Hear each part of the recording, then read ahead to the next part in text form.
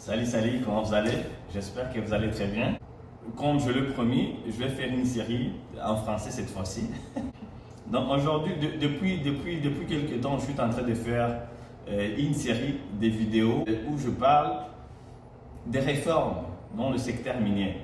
Tout le monde sait que nos pays africains ont un sous-sol très riche.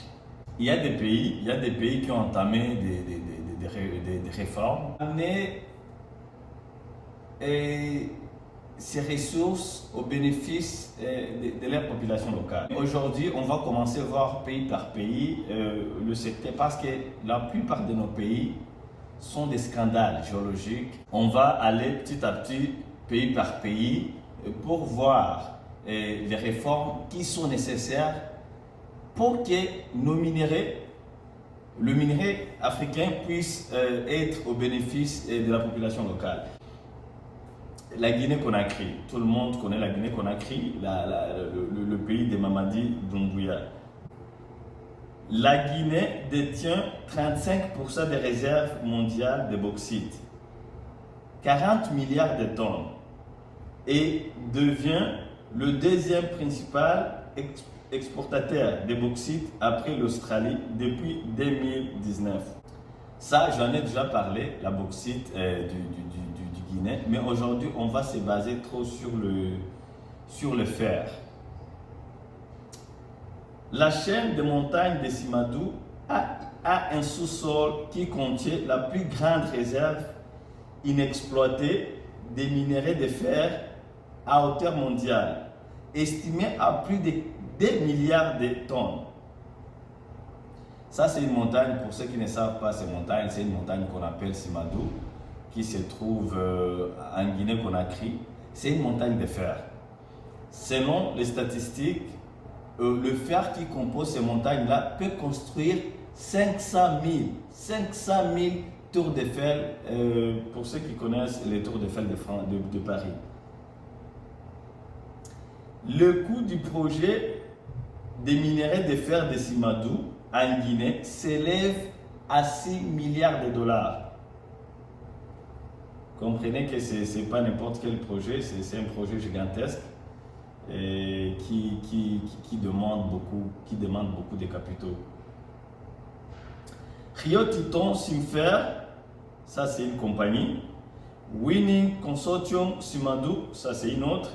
Et le gouvernement de la Guinée et le gouvernement de la République de Guinée se sont engagés à développer les infrastructures, construire un corridor stratégique de plus de 600 km d'infrastructures ferroviaires s'étendant du sud au sud-ouest de la République de Guinée. Les infrastructures portèrent dans la préfecture de Forêt-Caria en Guinée maritime et détient une participation de 53%. Winning Consortium Simandou détient 42% et le gouvernement guinéen détient a une participation gratuite de 15%.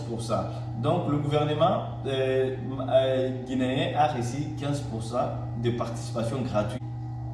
Les compagnies qui vont faire l'exploitation du montagne Simadou, ils vont construire il y a des infrastructures qui seront faites, notamment le chemin de fer et le port. Quelques réformes que le gouvernement guinéen a mises en place pour que cette exploitation puisse se faire dans la transparence et que la population guinéenne puisse en profiter. Donc, ils ont dit que la première des choses, c'est la transparence dans le secteur minier. La deuxième des choses que la plupart des pays africains ignorent, c'est le contenu local. Donc, la Guinée a favorisé dès le départ le contenu local. Une autre chose qu'ils ont fait, ils ont participé aux fixations des prix, que ce soit le prix des bauxites et le prix des fer. Donc, comme le matière première leur appartient, ils doivent jouer un rôle, ils doivent participer dans la fixation de prix. Si les États-Unis achète 1 kilo à 2 dollars et que la Chine achète 1 kilo à 5 dollars, bien sûr, ils vont vendre chez les Chinois. C'est l'application stricte des codes miniers. Donc moi je pense que la plupart de nos pays doivent revoir leurs codes miniers. Une autre chose, c'est le contrôle quantitatif et qualitatif qui sort au pays.